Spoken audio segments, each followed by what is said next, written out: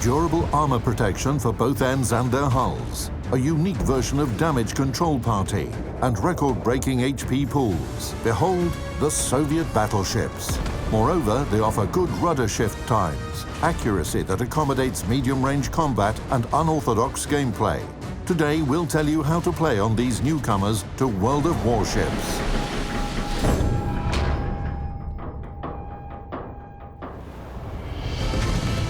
Let's start with the main guns, since they largely define the playstyle of Soviet battleships.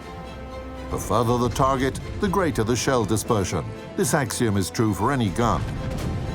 Yet for Soviet battleships, this particular fact manifests itself more prominently for their main guns as compared to other battleships.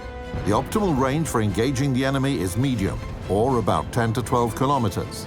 At such distances, you get satisfying accuracy, respectable damage, and excellent, sometimes even excessive, armor penetration. Yes, reload times of over 30 seconds might diminish the general impression a bit, but you know how to remedy this, don't you?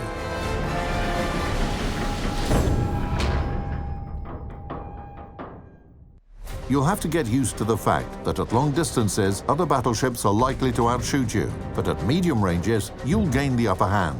Of course, fighting at medium range comes with its own significant dangers. The key here is to survive under fire. To achieve this, Soviet battleships feature decent armor. Starting with Pyotr Veliki, they have good bow and stern armor, while Sovietsky Soyuz and Kremlin are additionally reinforced with an excellent ATD and hull armor. Soviet battleships can really take the heat. Like most ships, they receive least damage while maintaining an acute angle to the enemy. If you take a heading with your bow towards your opponent, the ship may get penetrated through the transverse armor of the citadel. By contrast, if you keep an angle, you increase both the effective transverse armor and the chance of a ricochet.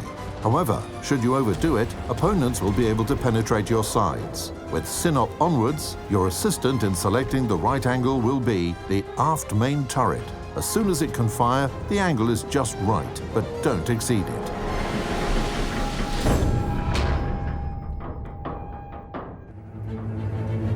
An important advantage of the high-tier Youngbloods is the solid armor of their central hulls that protects them from penetration by high-explosive shells. Soviet battleships suffer much less from HE rounds as compared to their counterparts, but no armor protects against fires. That's where the unique damage control party comes to your aid.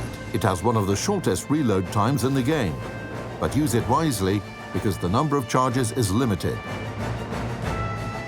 To pass through the perils of naval combat more easily, we advise new players to train their commanders like this and mount appropriate upgrades.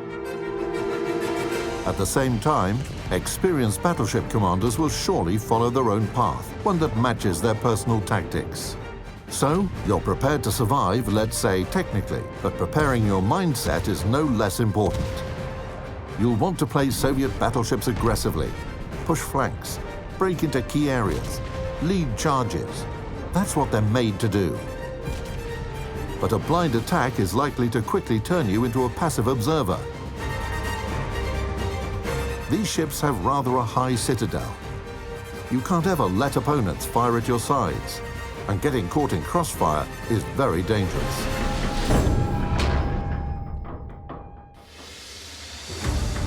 Naturally, Soviet battleships boast large HP pools, but large doesn't mean infinite. Don't rush into battle. Your accuracy at long ranges isn't your strongest side, but this fact doesn't prevent you from shooting from afar, nor does it force you into closing the distance unassisted. The more efficient move is to lead the charge while supported by your allies.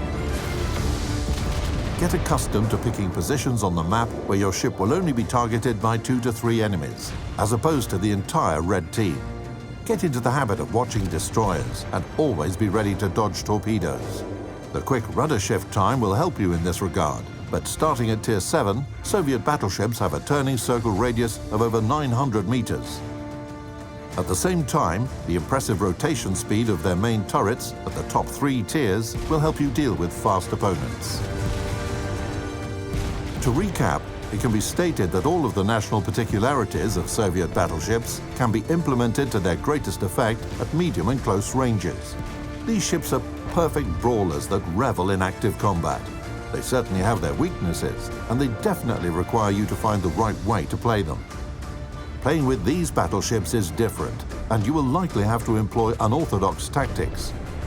But all of those who favor powerful volleys and action-packed naval warfare should definitely try leading a mighty Soviet battleship into the fray.